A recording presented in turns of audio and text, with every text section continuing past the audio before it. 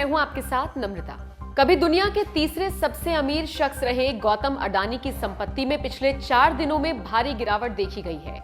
लिहाजा Bloomberg billionaire index की list में वो तीसरे पायदान से खिसककर 11वें नंबर पर पहुंच गए हैं।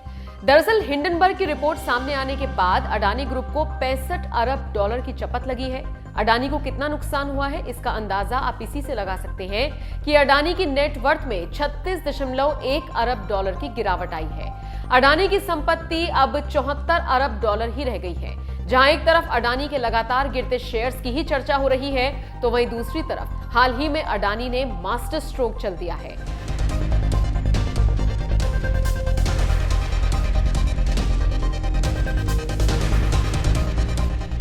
जी हां, हिंडनबर्ग विवाद के बीच गौतम अडानी ने इजराइल के प्रधानमंत्री बेंजामिन नेतन्याहू से मुलाकात कर बड़ी डील फाइनल की है। ये डील हर उस शख्स के मुंह पर तमाचा है जो अडानी को लेकर तमाम सवाल उठा रहे थे।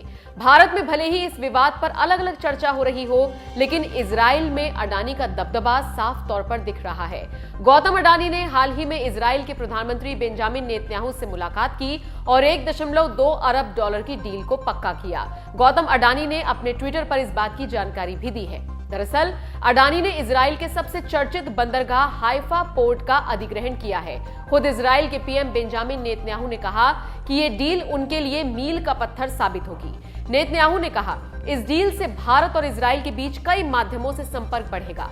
लगभग 100 सालों से और प्रथम विश्व युद्ध के दौरान भारतीय सैनिकों ने हाइफा शहर को आजादी हासिल करने में मदद की थी। उसी भारत के निवेशक हाइफा बंदरगाह को आजाद करने में मदद कर रहे हैं। नेतन्याहू ने इस दौरान प्रधानमंत्री मोदी का भी जिक्र किया। उन्होंने कहा, अपने अच्छे दोस्त प्रधानमंत्री नरेंद्र मोदी के साथ दोनों देशों के बीच कई माध्यमों से संपर्क बनाने के मुद्दे पर चर्चा की है। खास बात यह है कि ये डील गौतम अडानी के लिए भी किसी संजीवनी से कम नहीं है। ये डील ऐसे वक्त में हुई है जब अडानी चारों तरफ से घिरे हुए हैं। हिंडनबर्ग रिसर्च में अडानी समूह पर धोखाधड़ी के आरोप लगाए गए हैं। हालांकि अडानी ने भी इस रिपोर्ट के बाद करारा जवाब दिया है। अडानी के लिए ये डील इसलिए भी संजीवनी है क्योंकि हाइफा बंदरगाह इजराइल का दूसरा सबसे बड़ा बंदरगाह है। लगभग 100 साल पहले भारतीय सैनिकों ने ही हाइफा बंदरगाह को दुश्मनों से आजाद कराया था। आपको बता दें, हिंडनबर्ग की तरफ से जो आरोप लगाए गए हैं उसका जवाब देते हुए अडानी ग्रुप की तरफ से कहा गया है, ये हिंडनबर्ग की रिपोर्ट हमारे शेयरधारकों और सार्वजनिक निवेशकों की कीमत पर मुनाफाखोरी करने के स्पष्ट इरादे से बनाई गई है। इस रिपोर्ट में बड़ी हेराफेरी की गई है। इसमें कई जगहों पर हितों का टकराव है। इसका मकसद सिर्फ और सिर्फ भारत को बदनाम करना है।